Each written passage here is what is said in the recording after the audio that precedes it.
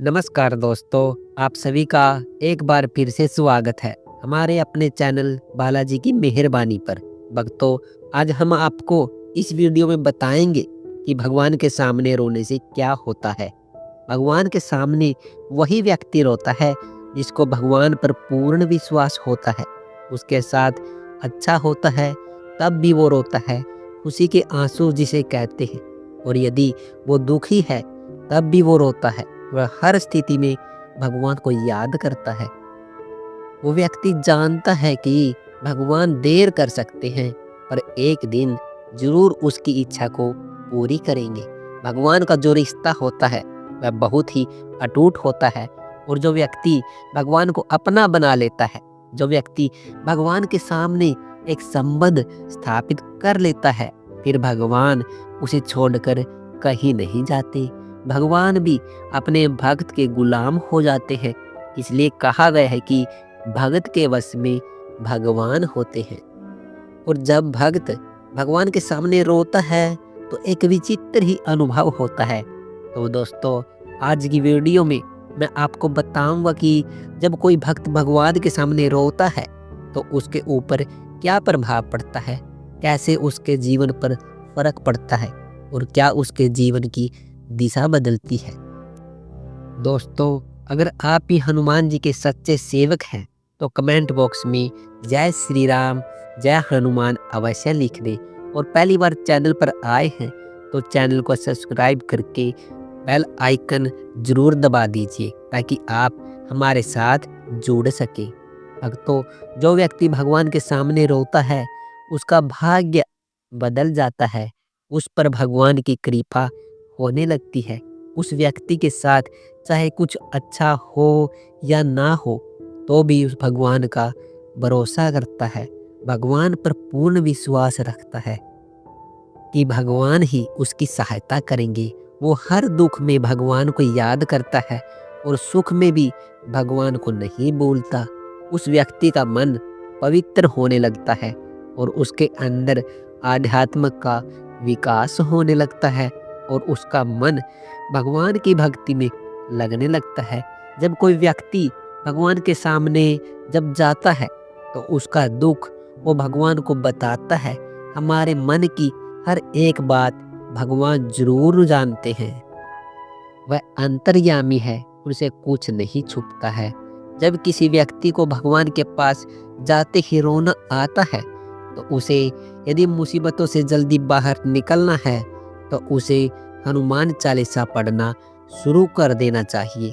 क्योंकि जब कोई दुखी व्यक्ति हनुमान चालीसा पढ़ता है तो हनुमान जी उसे सही राह दिखा देते हैं।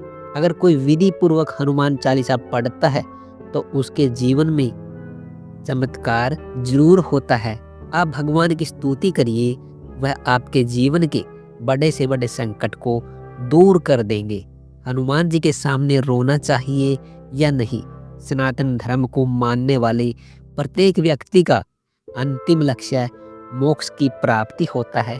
हर व्यक्ति चाहता है कि वह जीवित अवस्था में सारे सुख भोगे और मृत्यु के बाद उसे मोक्ष की प्राप्ति हो जाए।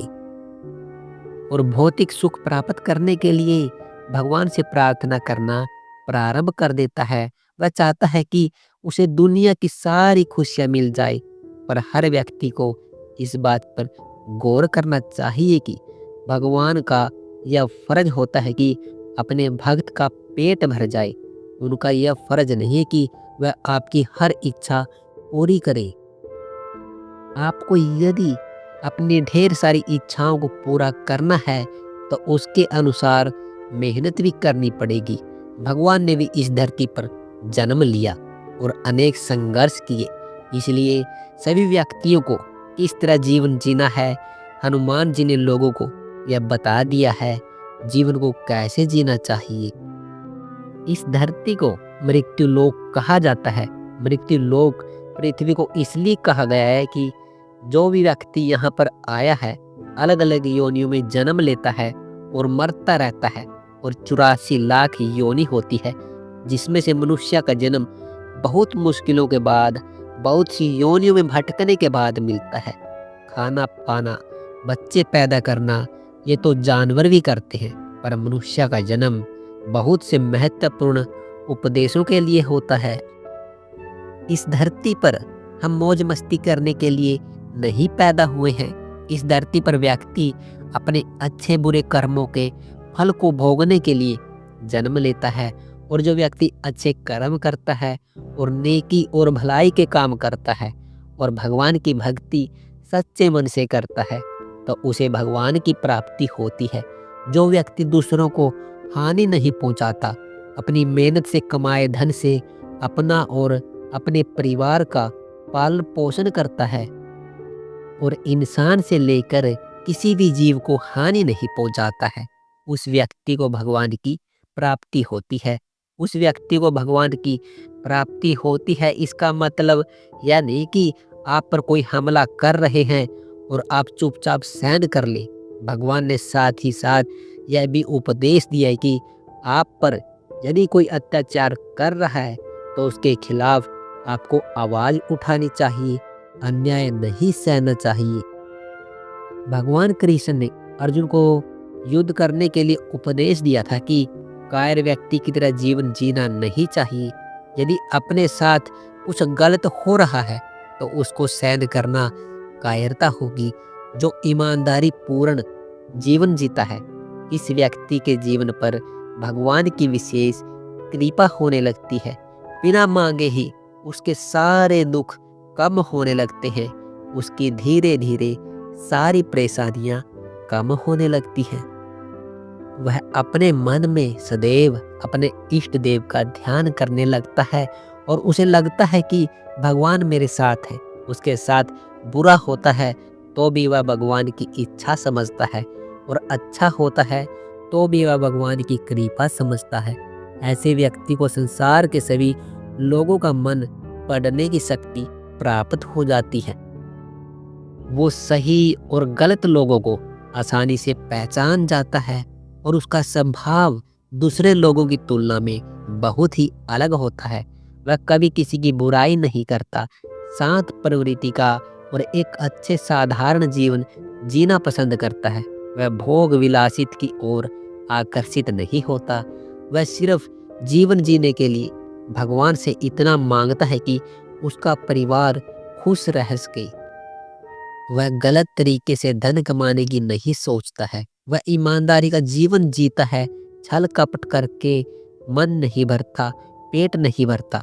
प्रत्येक व्यक्ति अपने इष्ट देव से प्रार्थना जरूर करता है, और जब वह भगवान के मंदिर में जाता है या फिर भगवान की भक्ति करता है तो उसके मन में बहुत से अच्छे बुरे विचार आते हैं, और वह अपने दुखों को याद करके अपने आंसुओं को रोक नहीं पाता, और वह भगवान के सामने रोने लगता है। प्यारे भक्तों, इस वीडियो में बस इतना ही। मिलते हैं अगली वीडियो में। अपना ख्याल रखिएगा। धन्यवाद।